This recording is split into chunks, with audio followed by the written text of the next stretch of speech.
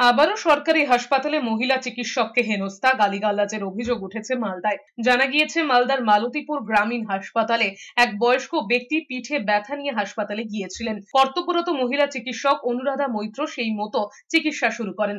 অভিযোগ, রোগীর পরিবারের লোকজন বাইরে থেকে আনা একটি ইঞ্জেকশন দিতে চিকিৎসক অনুরাধা মৈত্রকে চাপ দেন। ওই ইঞ্জেকশনের প্রেসক্রিপশন দেখতে চাইলে তাও দিতে পারেনি রোগীর পরিবার।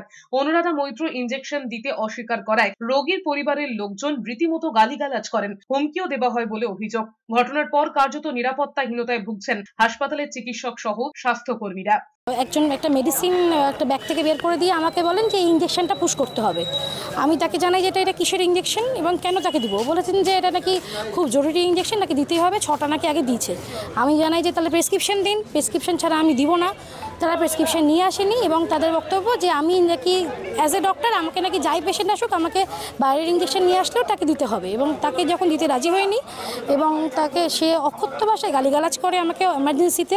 আমরাও তো বাইরে থেকে এসে চিকিৎসা করি, আমরা তো যদি পেশেন্টের কাছ থেকে ভালো ব্যবহার না পাই আমরা কীভাবে কী করবো।